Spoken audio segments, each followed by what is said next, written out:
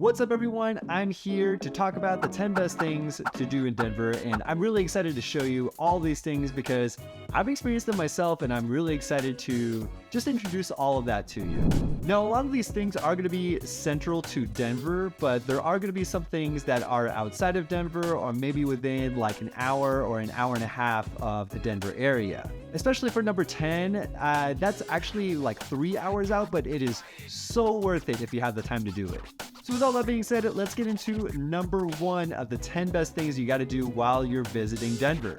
So number 1 in my book, it has to be to go see a Red Rocks show. The Red Rocks Amphitheater is legendary, and a lot of the big acts have been touring around the nation, and they have to stop in Red Rocks. Whether you sing Crosby, Stills, Nash, or Skrillex, or Ziggy Marley, it doesn't matter what genre you're there for, it is going to be a breathtaking time. And according to Billboard magazine, Red Rocks Amphitheater is the top-grossing, most attended venue in the world in 2021. And I can attest to that. I have an Airbnb over in the Denver area, and a lot of people that book during the summertime often ask me, how far is your property from the Red Rocks Amphitheater? So people are traveling from all over the nation to come to Denver just to see their favorite artist or band over at Red Rocks. And my place is like 30 minutes away, and I could only imagine with those homes that are like 15 to 10 minutes away from Red Rocks. When you Google search Red Rocks Amphitheater, the pictures do not do it justice. There's light shows and lasers on the rocks on the side of the venue.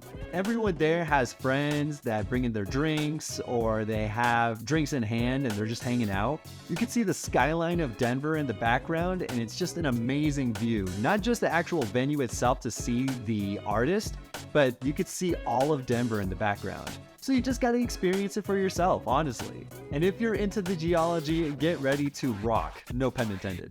But me as a previous geologist, it fascinates me that you have like 1.7 billion year old rock right next to 300 million year old rock. So like, what happened to the other like 1.4 billion years of rock?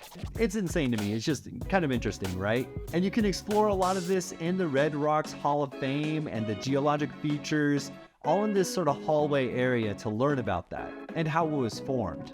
And now, keeping up with the exciting things to do in town, let's go on to number 2. Number 2, I say you have to go visit Union Station. So while you're in Union Station, you have to go check out the Cooper Lounge. They have fantastic brunches, great drinks and cocktails, and you're in the center of Denver. Whatever you want to do afterwards, it's an easy walk away.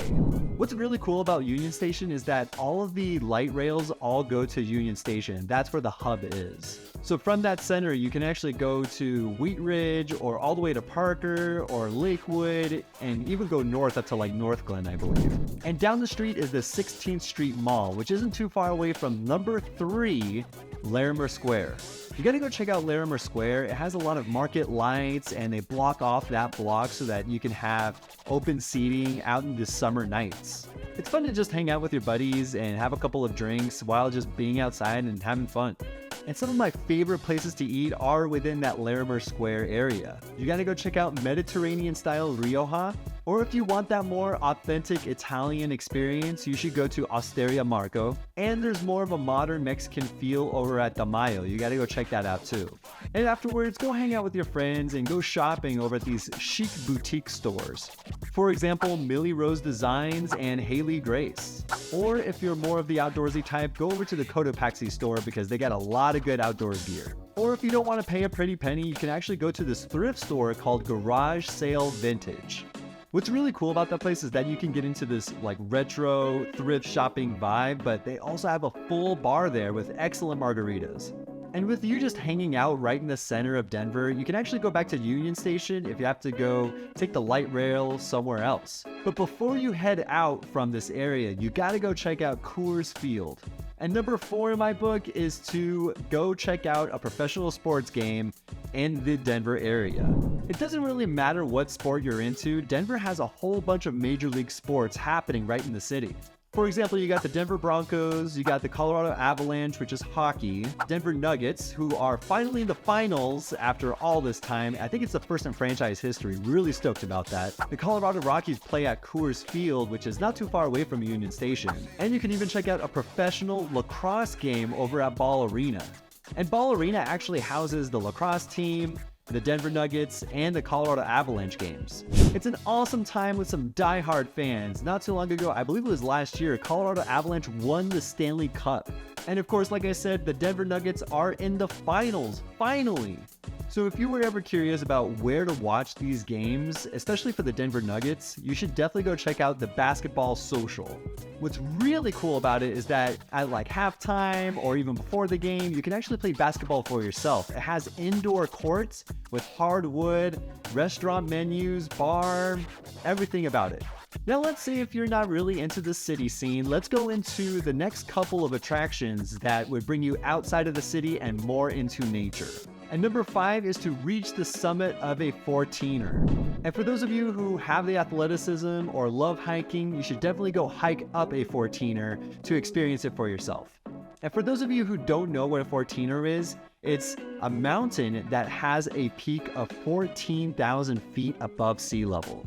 That's almost 3 miles above sea level. I've done one 14er in my lifetime so far. It's over at Quandary Peak, just south of Breckenridge. There's another really cool 14er called Mount Evans, and it takes about like 6 hours round trip from Summit Lake up to the peak of Mount Evans. And the main reason why I bring up Mount Evans too is, let's say you're not into the hiking scene, you can actually take the road and drive up to the peak of Mount Evans. And chances are you're actually going to be running into mountain goats along the way. Really cool locals, if you ask me. If you're a little bit more adventurous, you can actually take a 2-day trip, which is about 17 or 18 hours grand total for the hike, going from Echo Lake to the summit of Mount Evans. And as far as the drive and how open the roads just opened as of Memorial Day or May of 2023, and I believe they're going to be open all the way until Labor Day-ish over in September. And let's keep up the outdoorsy vibe. Let's actually go on to number 6 and the things you got to do when you're here in Denver. Number 6 is you have to take a trip up to Rocky Mountain National Park. It's 415 square miles of pristine beauty. You got alpine lakes, you got towering mountains, and you got a lot of miles of trails. Over 300 miles to be exact. So my recommendation, if you were to go over there, is to actually go through Bear Lake Corridor. There's a lot of really cool wildlife, spectacular scenic drives, and there's also camping spots along the way too. And to be forewarned, this is one of the most attractive parts of Rocky Mountain National Park, so there might be a lot more traffic there than usual. So if you're ever thinking about going to Rocky Mountain National Park, you have to actually get a timed permit reservation for you to stay within the park. And for this year of 2023, it actually applies to anyone visiting between May 22nd, I believe, all the way until October of 2023. And it's kind of nice that they implement this to have like a permit or registration in order for you to enter the park, because you really don't want to have that experience of a national park when it's way too overcrowded. That way, when it's not overcrowded, you can actually enjoy yourself and enjoy the beauty without too much bother. And also check out the website for Rocky Mountain National Park for any closures or restrictions along the trails or roadways. Oh, and most importantly, this is something I didn't know, there's no dogs allowed on the trails in Rocky Mountain National Park. You can bring them along and have them hang out at like the campsites, I believe, and also just in the parking lots, but they can't go with you on the trails. Now, I gotta add this to the Rocky Mountain National Park tour is Estes Park. Estes Park is a small town just outside of Rocky Mountain National Park. I went camping out there over in Estes Park, and it is awesome. It almost feels like a Hallmark card, either with snow or with the sun. The lake is amazing over there. And that is actually where I saw my first moose. And they're massive. I think they're like 9 feet tall with their big antlers. This little town is also considered the base camp of Rocky Mountain National Park. It's a pretty quiet town, but you can actually visit some art exhibits, go to the farmers markets, or just enjoy yourself in nice, peaceful solitude. So bringing it back into the Denver area, number 7 is you gotta go check out the Denver Zoo. The Denver Zoo is within the largest park in Denver, the City Park. The zoo has some penguins, lions, reptiles, flamingos, otters, You name it. Well, except for unicorns, don't name that because I'm pretty sure they don't have that there. And you can always do some really cool education tours too. I mean, all the exhibits have some plaques or information to learn more about the species. Or if you want a more in-depth experience of the Denver Zoo, definitely go do some workouts at the zoo.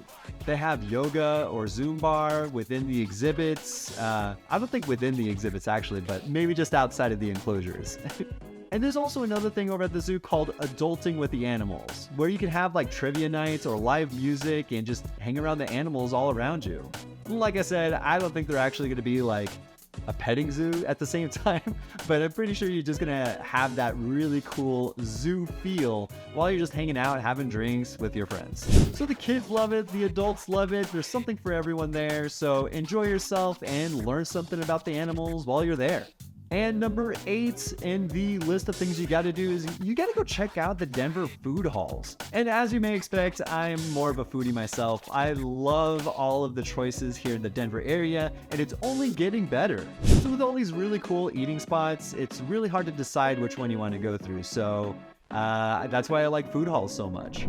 So number 1 on the list of food halls is you got to go to Edgewater Public Market. You can grab some food there and just walk over to Sloan's Lake and enjoy yourself around there. And before you leave, you got to go check out Black Box Bakery. You have to just get like a dozen pastries and eat it along the way around the Sloan's Lake. Number 2 on my list of food halls is Avanti, either in the Denver area or the Boulder area. The Avanti in Denver actually is a really cool scene. You can pop out, head out to the rooftop, and you can see the skyline of Denver, like downtown Denver, and also see Coors Field from there.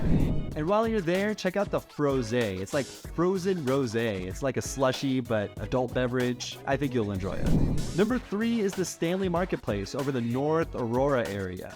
Great place to have breakfast, whether it's Denver Biscuit Company or Logan Coffee House. I think you'll just enjoy it.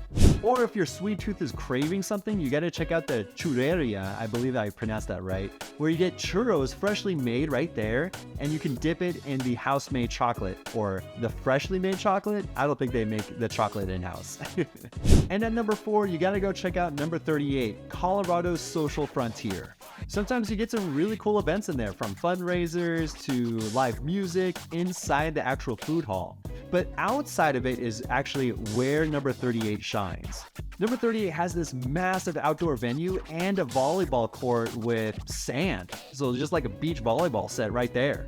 At the outdoor venue, you have live music, comedy shows, or if you want to have a movie night there, I believe they set those up. So just bring a blanket, have a couple drinks from inside the food hall, and it is dog friendly, which is really cool. And at number 5 is Zeppelin Station. You got to go check that out. It is actually not too far away from the Rhino Arts District. You gotta go get a drink from over here if you're into cocktails. Their Diamond Hands cocktail is excellent. And while you're sipping on that cocktail, you have to go try their lobster rolls, sushi rolls, or the Puerto Rican soul food over at Dos Abuelas. And number 6, last on the list, is Golden Mill over in Golden. This is like the perfect food hall for your after hike hunger. There is a huge outdoor area, so it is great for dogs as well. I think the coolest feature about this place is that you have so many different drinks on tap, whether it's kombucha, wine, margaritas, mimosas, and it's all on tap and you pay by the ounce. So if you don't want to drink a whole pint, you can actually get half a pint and you just pay for that amount. And what's really cool too is the rooftop scene up there. I usually get the Nashville hot chicken from that chicken place. I'm not sure exactly what it's called, but they have some really good sweet potato fries, Nashville hot chicken sandwich, and all of that served with a mimosa. Say less. And now moving on to number 9 on things you gotta do here in Denver is that you gotta go either mountain biking or snowshoeing, and depending on whatever season you come into Denver. I'm gonna give you a couple of places that I would highly recommend if you were to snowshoe or do mountain biking. So for snowshoeing, here's the 2 places that I would recommend. You got to go to Golden Gate State Park. There's 35 miles of well-marked trails. What's really cool about it is that it's like relatively flat and it's really nice for beginners. Before you go out there, actually, go to the visitor center to see what is closed, what's not closed, and see if there's any wildlife sightings in certain trails. And the second part that I would recommend for snowshoeing is St. Mary's Glacier. St. Mary's Glacier is not necessarily a glacier, it's actually a permanent snowfield, so I don't know why they call it glacier. But there are stunning views here of like an alpine lake. It's a little bit of a tougher route, so you go up in elevation about 400 feet and you start at like 10,300 feet. And if you're to drive there, make sure you bring some cash for your self-service parking fee. So if you're more of a beginner, go to Golden Gate State Park, or if you want something a little bit more challenging, go to St. Mary's Glacier. And now we go on to mountain biking. You gotta go check out Mount Carbon for mountain biking. It's a relatively easy route. I believe it's like 8-mile loop, but you have some really cool streams, trails, and things like that, which is great for the summertime. And another place that I discovered recently as I was running, you gotta go to Kenosha Pass. Beautiful scene, great for mountain bikers, people with dogs, or if you just wanna hike it, that's great too. It's a little bit more challenging. I think it's like 11.5 miles, and you can even go further than that. But I would highly suggest just to go check out Kenosha Pass because it also connects to the Continental Divide as well. To give you an idea of what Kenosha Pass looks like, it's about 1,600 feet of elevation gain. It's a little bit more adventurous. And last but not least, number 10 is you gotta go check out the hot springs here. Make sure you go check out Strawberry Park over in the Steamboat Springs area. It's open 365 days a year and it is cash only, so make sure you bring some cash. What's really cool about it is that it makes it feel more like a cabin and almost like you're secluded from the rest of the world. They did a really good job of making it look very natural looking with cabins if you want to stay there longer and really cool amenities. Or if you want like a massage or something like that, you can definitely pick one up at Strawberry Park. And the second place for hot springs that I would highly recommend is over in Glenwood Springs. It's way further into the mountains. I believe it's like 3 hours away from Denver, but it is so worth it. There's a total of 4 hot springs that I would recommend in the Glenwood Springs area, but 3 of them are more man-made and the last one is going to be more natural. Number 1 is the Glenwood Hot Springs Resort. It's a really cool area and you could feel the minerals in the water, but it does feel more man-made and it doesn't feel like you're just in nature, although the backdrop of the mountains in the background look amazing. The second one that I would recommend in the Glenwood Springs area is the Iron Mountain Hot Springs. I believe there's like 17 pools that you can just dip yourself in and even a family pool for a bigger group. Number 3 is the Yampa Spa and Vapor Caves. And I was like, vapor caves, what the heck is that? So it turns out there's a lot of mist and air coming up from these springs that the caves just sort of keep it all in one spot and you can just chill in there. It's one of the few places in the world where you can just experience a mineral-rich vapor cave. Super interesting, and I haven't gone myself, but I think you should definitely check it out. And more to the south is the Penny Springs. It's still in the Glenwood Springs area, but it's more natural and it's right off the side of the road and there's really not much regulation to it. It's a little bit smaller too, so don't be surprised if it's a little bit crowded, and parking is a little bit tight as well, so if there's no parking over there, I mean, feel free to check out the other hot springs in the Glenwood Springs area. It's about 45 minutes away and not too far away from Carbondale as well, and just remember that there's no dogs allowed here too. And that's about it. These are the 10 things that you have to go check out if you were to visit Denver. And like I mentioned in the video, and as you may have noticed, there's something for everyone here, and it's just an amazing time for people that come from out of town or even people that live in Denver already. It doesn't matter. It's all part of that experience and you can enjoy yourself. And if you enjoyed it, make sure you like, subscribe, and comment down below what your favorite part about Denver is, especially if you just visited and had to go back to your hometown. And just a reminder, I'm a licensed broker here in the Denver area. I love helping people move and relocate to the Denver area and maybe even subsidize your mortgage too if things are just a little bit more expensive. We have basements and I can help you rent out that spot. I'll see you guys next week and thank you so much for watching.